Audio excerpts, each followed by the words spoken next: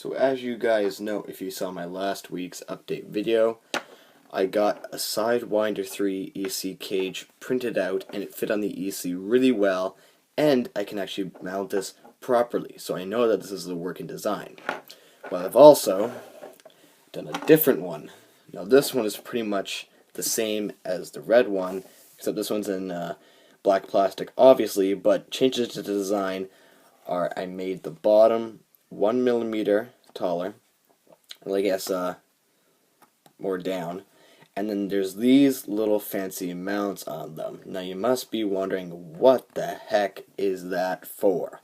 Well, if I bring over the Mini E-Revo chassis, you can see these little notches that are on there if you don't modify them. And this is so you can slide the little Mini ESC onto the chassis. I think it's a really cool design, and I prefer not to take these out, and that's why I came up with this. And as you can see, if I get it just right, these notches will slide into place.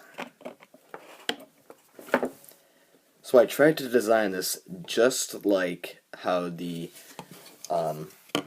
VXL 3M ESC is mounted onto there, and I gotta say I did a pretty good job with those mounts. It looks like I'll be able to make the setup work. I was really worried about this motor mount getting in the way, but if you look closely, that case is just barely hitting it. So, there's two things I could do. One of them would be make this end only 1 millimeter thick, so I have that extra like 0.5 of a millimeter on that side. Or what I'll probably do is just take off the motor mount and use a Dremel to shave some of that down. Because it's just for looks. You don't need that extra reinforcement right there. So I will definitely do that. And I thought I would have to stick out the ESC a lot. Well, it turns out I can move it in a lot more. Probably about 5 millimeters. No, probably more than that. Maybe even a centimeter, but there's going to be a lot more room.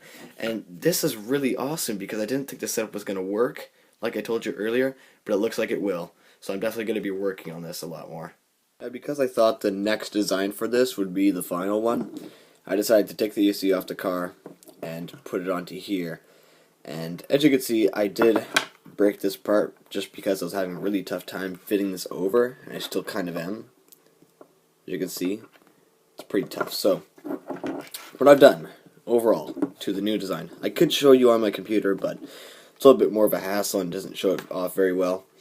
I've changed this so that the ridge underneath is going to be 0.5 millimeter more this way so that the ESC can fit in there a little bit better.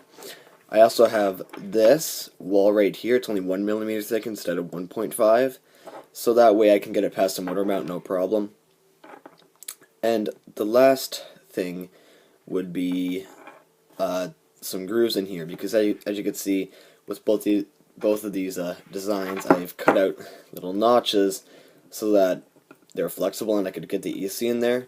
Well, I made a 0.5 millimeter gap in between there in the design, so I don't have to make cuts myself, and it's going to be a lot more accurate because the printer's doing it, not my hand. So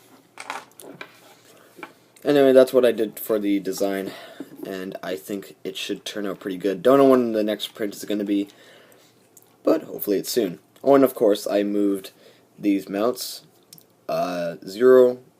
8 millimeters back, so that way I can hide the ESC in the car a little bit better. It's not going to be sticking out on the body, removing paint and whatever.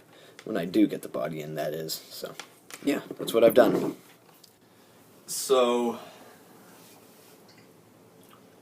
a lot of you probably realized I haven't been making too many uploads other than update videos over the past couple months, and that's because I've been really busy with school.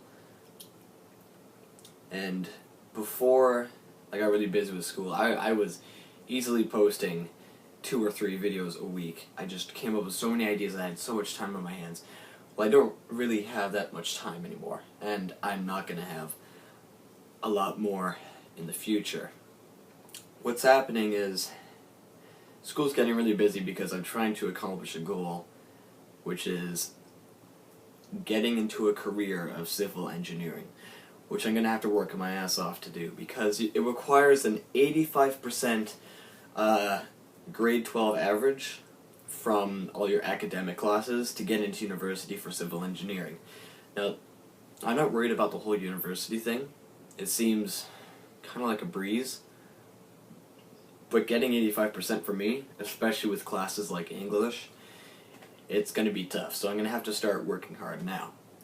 And then on top of that, I've mentioned this a lot of times, getting a job. Well, I'm not... How do I put this? I've always had a goal to get a job, and right now opportunities are really opening right now for apprenticeships and other jobs, because I'm turning 16 in a month. Less than a month now, might I add. So I have options like working at Home Depot, which I've thought about doing for a couple months, but then I went to a presentation at my school last week for apprenticeships in trades. So pretty much I could become a carpenter that I can easily get a job for through the school, and I also get paid for it. And what's even better about it is it's learning experience, obviously, but you also have professionals there that teach you and work by your side really well. So I have definitely thought about doing that a lot, and that's probably what I'll end up doing. But yeah, that's what's been going on in my life recently.